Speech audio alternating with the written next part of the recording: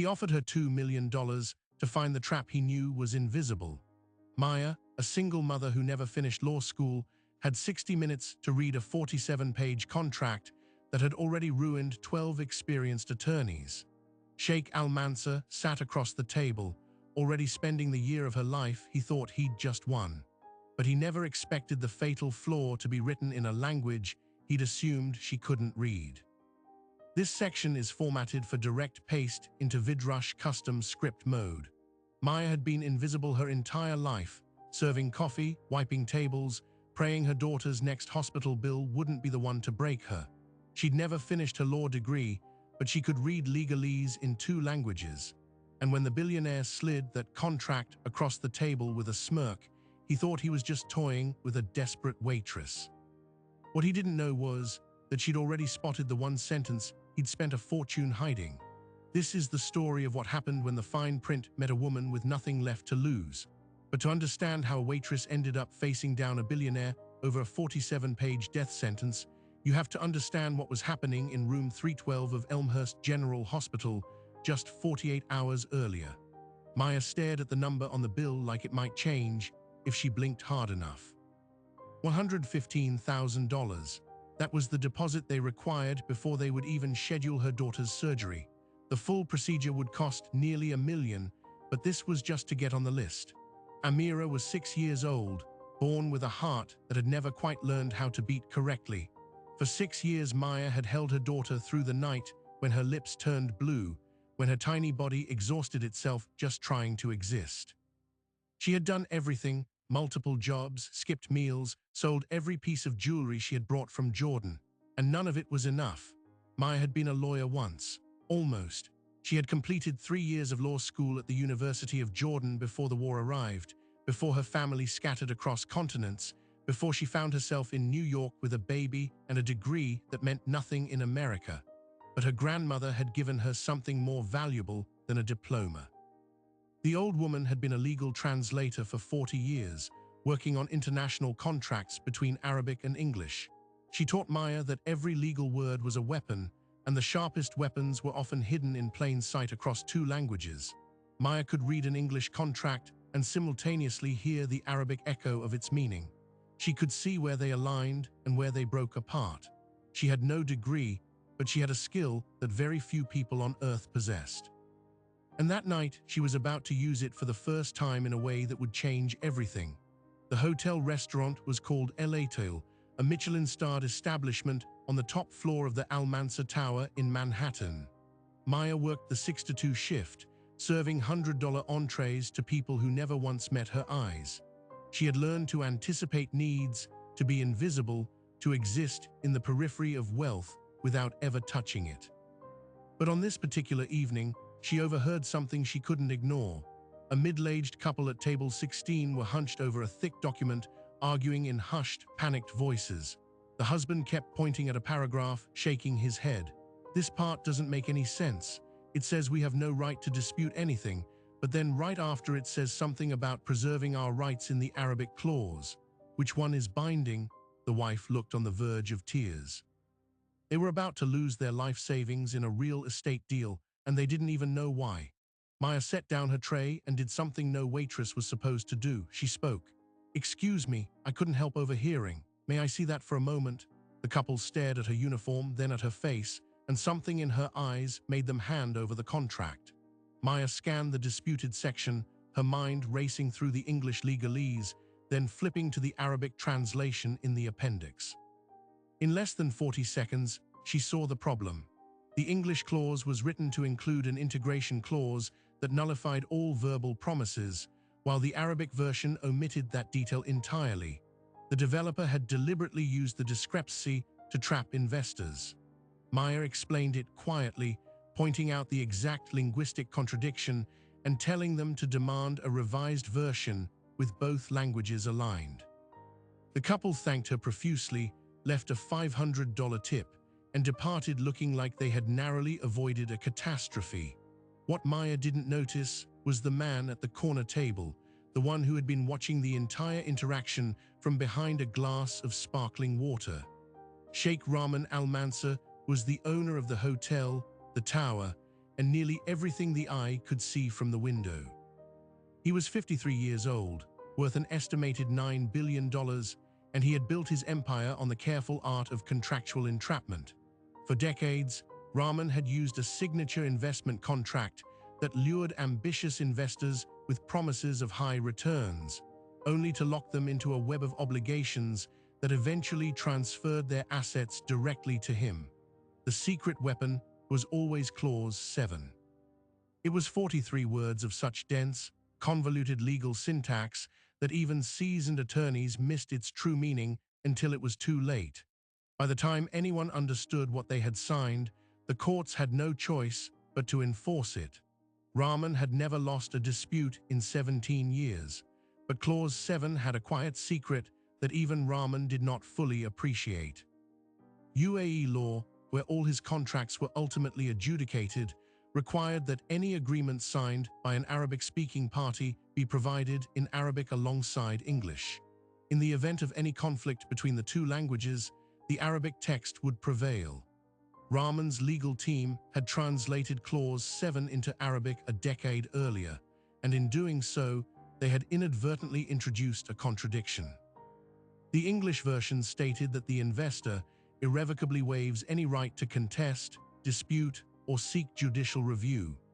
The Arabic translation, however, used a classical construction that could be read as preserving the right to contest if the waiver itself was obtained through deception. It was a nuance lost on every lawyer who skimmed the Arabic side as a formality.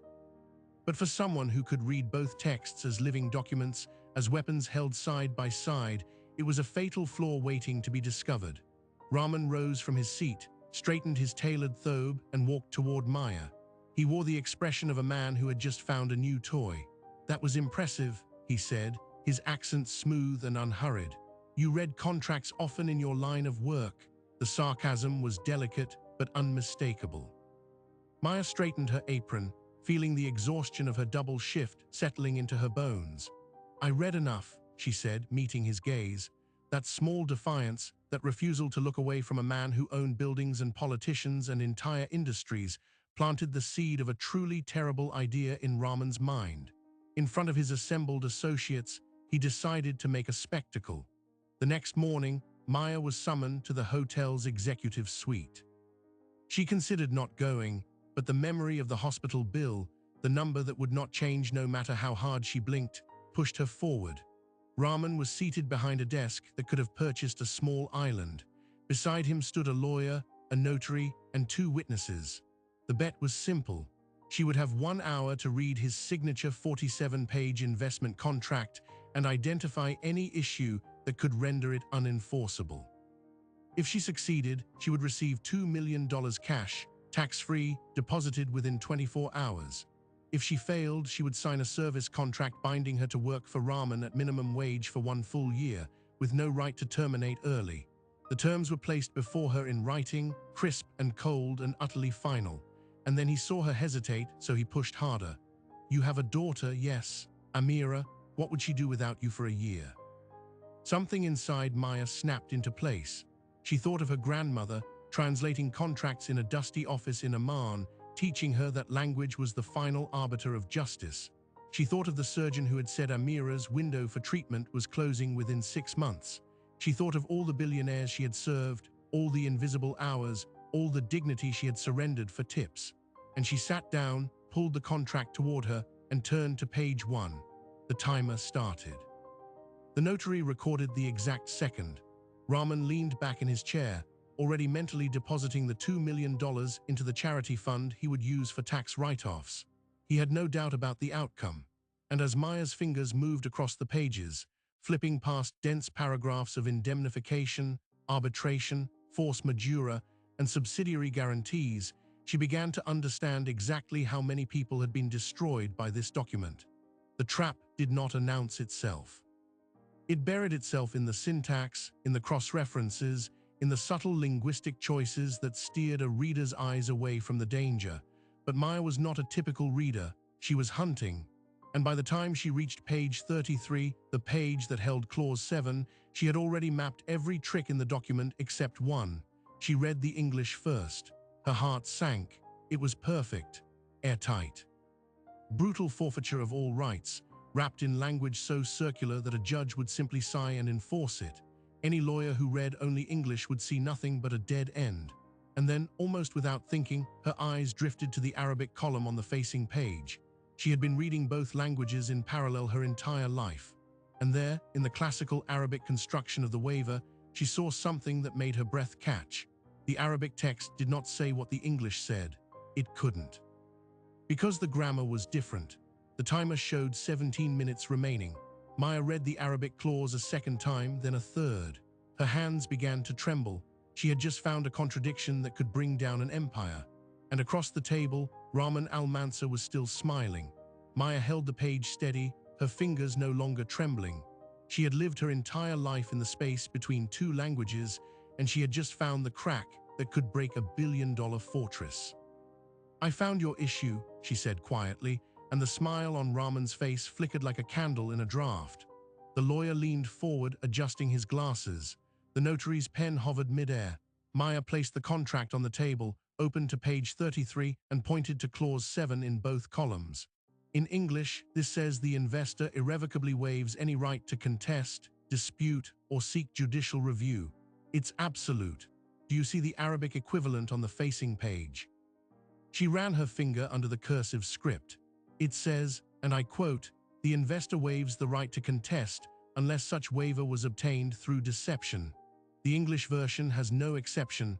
The Arabic version carves out a fraud exception.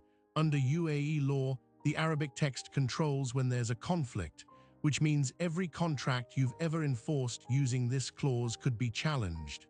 The room went silent. Rahman's lawyer, a man named Tariq who had drafted the original documents 15 years earlier, snatched the contract from the table. He read the Arabic passage 3 times in rapid succession, his face draining of color. "This is a drafting error," he said, his voice thin. "The translator used a standard waiver template from Egyptian civil code instead of the absolute version. I never checked it against the English." Rahman did not speak for a full 30 seconds. He simply stared at Maya as if seeing her for the first time, not as a waitress, not as a curiosity, but as the single greatest threat his business had ever encountered. Then he laughed. It was a dry, hollow sound that filled the suite like the rattle of a closing cell door. "You've won your $2 million. Tariq, instruct accounting to prepare the transfer. The notary will witness the fulfillment of the bet." He stood smoothing the front of his thobe, and for a moment Maya thought the ordeal was over. She had the money. Amira could get the surgery. She could walk away. But then Rahman did something unexpected. He didn't dismiss her. He didn't rage. He walked around the desk and sat down in the chair directly across from her, close enough that she could smell the sandalwood oil on his skin. "You understand," he said, "that I cannot let this knowledge leave this room. Not yet. Not until I decide what to do about it." Maya's heart, which had just begun to celebrate, slammed back into her chest. "I won the bet. That was the agreement. You have no claim on me. The bet is satisfied. The money is yours. But you've just handed yourself a much larger problem. That drafting error, it doesn't just affect my contract. It affects every contract signed under this template for the past decade. Dozens of investors, hundreds of millions of dollars in deals.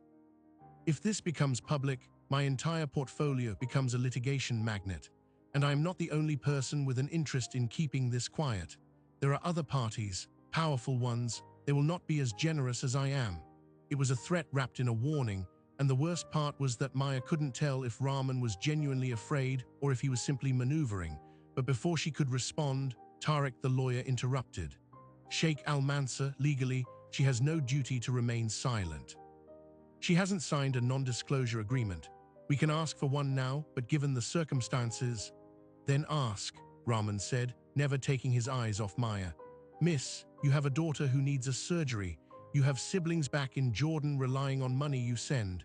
$2 million solves your immediate problems. But if you sign a simple confidentiality agreement right now, I will add another $2 million as a consultation fee. You'll be hired as a contract review specialist for my foundation. A permanent position, full benefits, your daughter's medical expenses covered in perpetuity. All you have to do is never speak of what you found tonight." It was a king's ransom. It was everything she had ever prayed for, wrapped in a bow and placed at her feet. But Maya's grandmother had not trained her to read contracts, only to become complicit in burying their secrets. She hesitated. I need to think about this. Of course, take the night. But understand that if you walk out without an agreement, I cannot guarantee that other interested parties will respect your right to think. This is a small world, Miss Maya, and money makes it smaller still. Maya left the suite with a certified check for $2 million in her hand and a stone weight in her stomach. She walked the streets of Manhattan for an hour, then two, the city lights blurring through tears she refused to shed. She called the hospital from a bench in Central Park. The billing department confirmed that scheduling the surgery now required full payment, not just the deposit. $2 million would cover everything and leave enough to bring her siblings to America. Why wasn't she happy? The answer came the next morning, in the form of a stranger waiting outside her apartment building in Queens. He was an older man, perhaps 70, with a weathered face and the hollow eyes of someone who had stopped sleeping years ago. My name is Samir Khalaf, he said. I lost my construction company, my home, and my wife's medical care because of Clause 7. I heard what you did at the Almansa Tower. Someone in the notary's office leaked it. Please, there are dozens of us. We need your help to get our money back. Maya stared at him, and suddenly the safe path Rahman had offered, the silence, the foundation job, the guaranteed future, began to curdle in her mind. Samir handed her a folder. Inside were records of 15 separate cases where investors had been ruined by the same contractual trap. In every single one, the Arabic translation contained the same fraud exception that had never been noticed. The contradiction had been sitting in plain sight for over a decade, destroying lives, while Rahman's empire grew. But here's the thing, Samir added, his voice cracking. We tried to file a class action 2 years ago. Our lawyer disappeared. His office was broken into. The files were stolen. The police said it was a random burglary, but I know it wasn't. These people don't lose, they just make problems go away. Maya thought of her daughter's surgery. She thought of the $2 million in her bank account.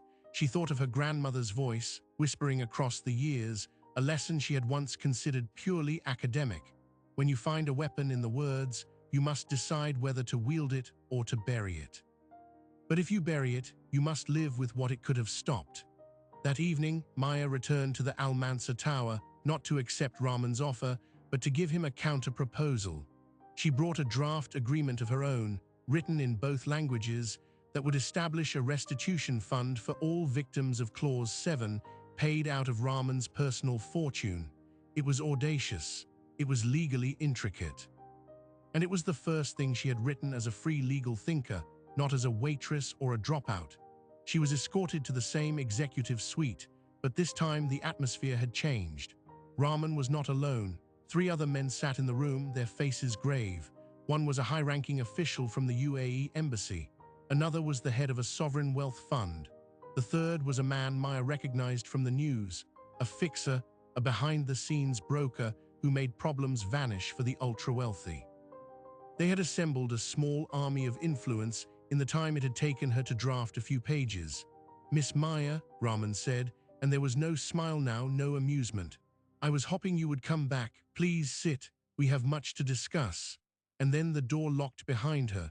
The lock clicked with a sound that echoed through the marble suite like a judge's gavel. Maya did not turn around. She kept her eyes on the 4 men seated before her, and she understood immediately that she was no longer a guest. She was a problem to be solved. The fixer spoke first. His name was Karim Nassar, and he had the kind of face that appeared nowhere online, the kind of man whose entire career existed in the spaces between official records. You've had a very exciting 24 hours, he said, his voice as smooth as polished stone. $2 million richer. A daughter who will finally receive the care she needs. You could enjoy your life. Why complicate things? Maya placed her draft agreement on the table. It was only 4 pages, handwritten in part, but every word was deliberate. I'm not here to complicate anything. I'm here to offer a solution. You have dozens of victims who lost everything because of a drafting error you failed to catch for over a decade. If this goes to court, the UAE's own legal standards will force disclosure. The contradiction is undeniable. The Arabic text prevails. Every single contract becomes voidable. The embassy official, a man named Ambassador Faisal, shifted uncomfortably. The reputation of our nation's business environment is at stake. Bad publicity of this magnitude could affect foreign investment across the entire Gulf region. We cannot allow a document error to trigger a cascade of litigation. A document error, Maya repeated quietly. That's what you're calling the destruction of 15 families. Rahman held up his hand, silencing the room. He had been watching Maya with a new expression, something between calculation and grudging admiration. You are remarkably composed for someone with no legal standing and no power. What exactly do you think your 4 pages will accomplish? Maya leaned forward. My 4 pages accomplish what you should have done years ago. It creates a binding arbitration framework, paid for by you, that offers every Clause 7 victim a fair settlement. It prevents class action litigation that would otherwise expose you, and it includes a confidentiality provision that protects your reputation while compensating the people you harmed. Karim Nassar laughed softly. And if we refuse, then I walk out of this room and I call Samir Khalaf. I help him file a motion to reopen his case, citing the Arabic contradiction. I give interviews to every financial journalist who's been trying to understand how Rahman Al-Mansur never loses a contract dispute, and I tell them what I found. The room went cold. Ambassador Faisal exchanged a look with the Sovereign Wealth Fund director, a man named Omar Al-Hashimi. It was Omar who finally spoke, his voice weary. She's not wrong. If this contradiction becomes public, every sovereign fund that partnered with Al-Mansur will face questions. Our investors will panic. The damage would spread far beyond one man's fortune. Karim leaned back, studying Maya as if she were a puzzle he hadn't expected to find. You're very confident for a woman who has a daughter in a hospital bed. Do you understand what you're risking? Maya's heart hammered, but her voice stayed steady. I understand that you're asking me to trade my daughter's future for your comfort. That is not a trade I will make. The silence stretched into something suffocating. Then Rahman did something none of his associates expected. He picked up Maya's draft agreement and began to read it carefully, line by line. He was not skimming, he was studying. And as he read, something shifted in his expression. The arrogance cracked. Beneath it was something older and heavier. You've cited Islamic contract law principles, Rahman said quietly. You've referenced the exact UAE Civil Code articles that would trigger judicial review. You've included a mechanism for repayment that uses my offshore holdings as collateral. Where did you learn to write this? My grandmother, Maya said. She was a legal translator in Amman for 40 years. She taught me that contracts are not just words, they are architecture, and every architecture has a foundation. Yours is cracked. Rahman set down the pages. He looked at Karim. Leave us, all of you. The fixer's composure faltered. Sheikh Al-Mansur, I strongly advise. I said leave. The 3 men rose reluctantly, filing out through a side door. The lock clicked again, but this time it was the sound of a cage opening rather than closing. Maya and Rahman sat alone in the vast suite, the Manhattan skyline glittering behind them. You want to know something? Rahman said, his voice stripped of performance. I knew about the Arabic contradiction. I've known about it for 7 years. Maya's blood went cold. Tariq discovered it during an internal audit and brought it to me. He said we had 2 choices. Fix the template going forward and hope no one retroactively challenged the old contracts, or keep using the template and pray no one ever noticed the discrepancy. I chose the second option. It was easier, it was greedier, and I convinced myself it didn't matter because no one would ever read both languages carefully enough. But why? Maya asked, genuinely confused. If you knew the contracts were vulnerable, why keep using them? Because if I suddenly changed Clause 7, it would raise questions. Lawyers would ask why the language had been revised. They would go back and compare versions. The fix itself would have been the trigger, so I froze in place. Hopping time would shield me, and time did until tonight. Maya felt the weight of the confession settle over her. This was not just a mistake. It was a deliberate, years-long fraud. And she had just walked into the center of it with nothing but 4 pieces of paper and a grandmother's wisdom. There's more, Rahman said. The fixer, Karim Nassar, does not work for me. He works for the Sovereign Wealth Fund. Omar brought him, and the fund has invested heavily in facilities built on land acquired using Clause 7 contracts. If those contracts are challenged, Omar's fund loses billions. Karim's job is to ensure that never happens. by any means necessary. The words hung in the air, by any means necessary. Maya thought of Samir's lawyer, the one who had vanished 2 years earlier. The break-in, the stolen files, the police report that went nowhere. You're telling me that I'm in danger. I'm telling you that you walked into a room tonight with people who have more to lose than I do, and they will not be negotiated with. You came here to bargain with me, but I am not your real adversary. Maya's mind raced. The $2 million in her account suddenly felt less like a victory and more like a target painted on her back. She had been so focused on Rahman, the billionaire villain of her story, that she had missed the larger machinery turning behind him. "Why are you telling me this?" she asked. Rahman looked at her for a long moment. "Because my wife left me 3 years ago. She said I had become the kind of man who would burn down a village to harvest its timber." I told her she was being dramatic. Tonight, sitting in this room, watching a waitress risk everything to protect people she had never met, I realized she was right. I have spent 17 years building an empire on the suffering of others, and the only thing I feel now is tired. He pushed her draft agreement back across the table. "I will sign this, all of it. The restitution fund, the arbitration framework, the offshore collateral. But you need to understand that Omar and Karim will fight it. They will try to discredit you, intimidate you, make you disappear into the cracks of the legal system. You need more than a contract, you need protection." Maya stared at the signed pages, her victory suddenly hollow. She had won the bet. She had won the negotiation. And now she was facing enemies she hadn't even known existed when she woke up that morning. Outside the window, the city pulsed with indifferent light. Somewhere across the river in Queens, her daughter was sleeping in a hospital bed, her heartbeat a fragile rhythm that Maya could feel even from miles away. She had come to America to save one life. Now she was being asked to save dozens more at the cost of her own safety.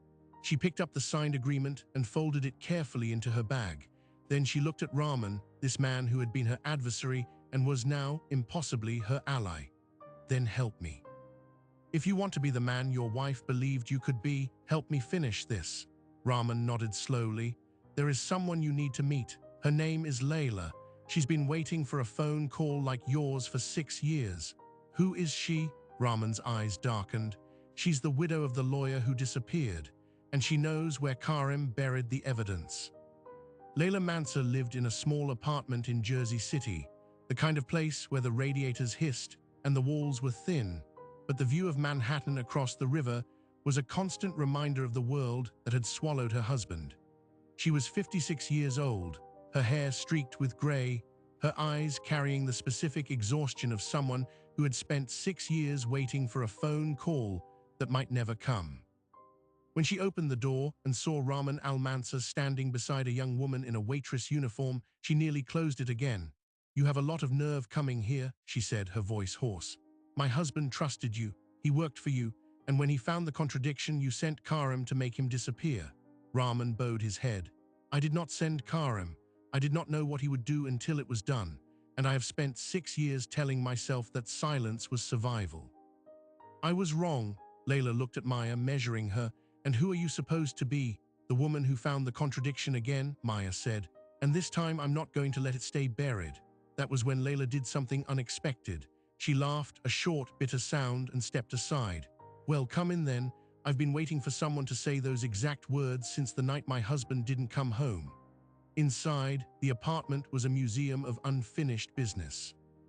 Legal documents lined the walls in bankers' boxes.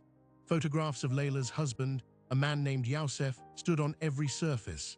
He had been brilliant, Layla explained, a contract attorney who worked directly for Rahman's foundation before he stumbled onto the Clause 7 discrepancy. When he flagged it internally, Karim Nassar had offered him a choice: sign a permanent non-disclosure agreement and relocate to another country, or face the consequences. Youssef had refused. 2 weeks later, his office was ransacked and he vanished. The police found his car abandoned near Newark Airport. No body, no witnesses, no case. "But he left me something," Layla said, opening a drawer and pulling out a small external hard drive sealed in a plastic bag. "He knew they might come for him, so he made a copy of every contract, every internal memo, every communication about Clause 7. He hid it in a safety deposit box under my maiden name.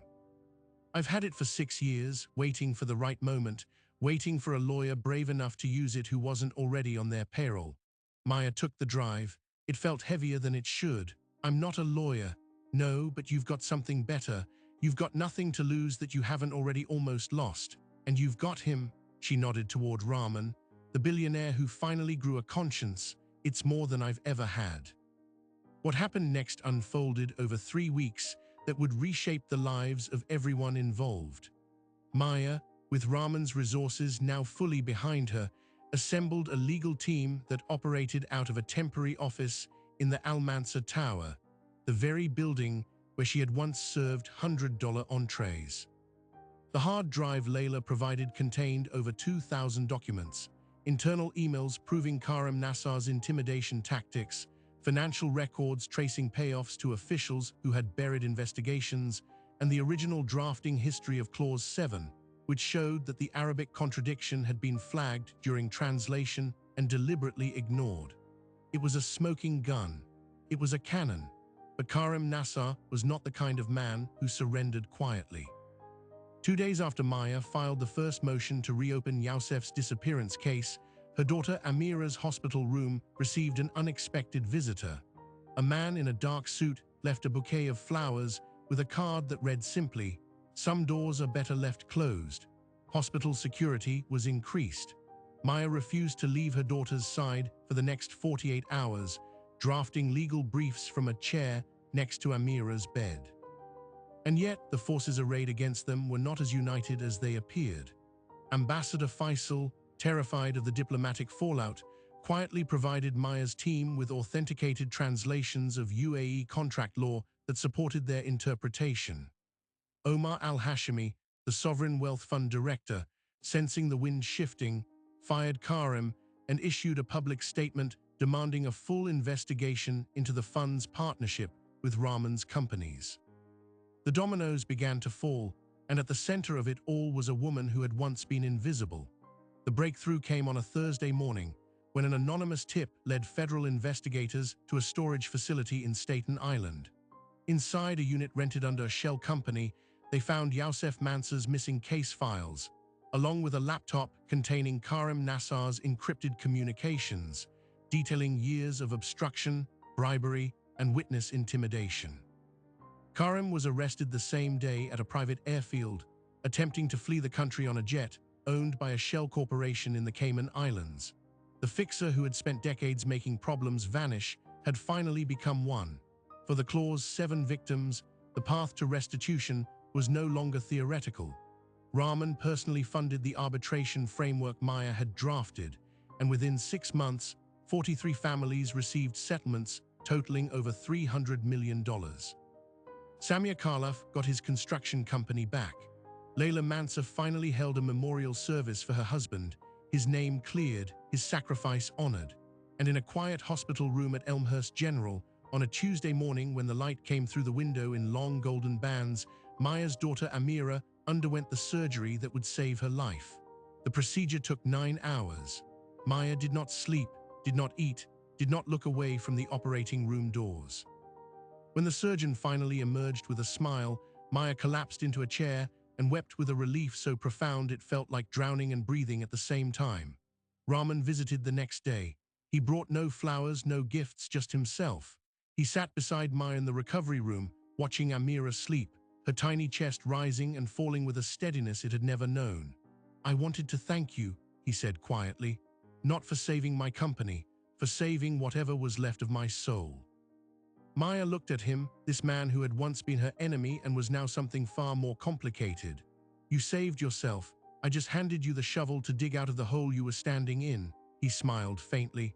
"The foundation still needs a chief legal consultant. The position is yours if you want it. No bets, no traps, just an offer." Maya thought about it. She thought about the grandmother who had taught her that language was the final arbiter of justice. She thought about the daughter who would now get to grow up, to draw pictures, to have a future. And she thought about all the invisible people who still needed someone who could read between the lines. "I'll take the job," she said, "but I'm not wearing a suit." And then came the final surprising detail, the one that would not emerge for another 3 months. When Maya was reviewing the archived drafting history of Clause 7 one last time, before filing the final restitution paperwork. Buried in the original translation notes, written in the margin of an early draft, she found a handwritten notation in Arabic. It was not from Tariq the lawyer or any of Rahman's staff. The handwriting was delicate, precise, unmistakable. It read, "The exception must remain, justice requires a door," and it was signed with a single initial, NN for Nadia, her grandmother, the woman who had translated legal documents for 40 years in Amman. The same woman who had taught Maya that every word was a weapon. Maya stared at the notation for a long time, tracing the familiar loops of her grandmother's handwriting. She had never known the old woman worked on Rahman's contracts. She had never known that the contradiction was not an accident. It was a deliberate act of defiance, a door left open for someone, someday, to walk through. She picked up the phone and called her grandmother, who was now 92 and living with Maya's family in a small apartment in Queens. "Teta," she said, her voice shaking, "I found your note. In the contract, you knew what it would mean." There was a long pause, then her grandmother's voice, thin but steady, carried across the line. "I knew someone would find it eventually. I did not know it would be you, but I am not surprised. You always did read between the lines." Maya's story is not just about a contract. It's about the invisible architecture of power that shapes our lives every single day. How many of us have clicked, "I agree," without reading a word? How many contracts have we signed, trusting that the fine print was fair? Rahman Al-Mansur built a fortune on the certainty that no one reads carefully enough. But history changed in a single hour because one waitress read what everyone else had missed, and because, decades earlier, one old translator had the quiet courage to leave a door open. The contradiction wasn't an error, it was an invitation. We live in a world where legal language is designed to exclude, to intimidate, to bury truth under layers of jargon. But as Maya proved, you don't need a degree to fight back. You just need to pay attention. The most dangerous sentence in any contract is not the one they hide. It's the one they assume you won't understand. For the 43 families who got their lives back, justice was not delivered by a courtroom. It was delivered by a woman who refused to be invisible. And for Layla Mansur, who waited 6 years to honor her husband's sacrifice, closure came not from the system, but from a stranger with steady hands and a grandmother's wisdom. The question that lingers is this: how many other contradictions are out there, sitting in documents we sign every day, waiting for someone to notice? How many billions are built on clauses that crumble the moment someone actually reads them? If this story moved you, please like this video, share it with someone who needs to hear it, and subscribe to our channel for more stories of ordinary people who changed everything. Let us know in the comments, what would you have done if you were sitting in that hotel suite with a timer ticking and a billionaire's empire balanced on your next move? And if you've ever caught something in a contract that others missed, we want to hear that story too. The world runs on fine print, but sometimes the finest print contains the biggest explosion, and all it takes is one person brave enough to read it aloud.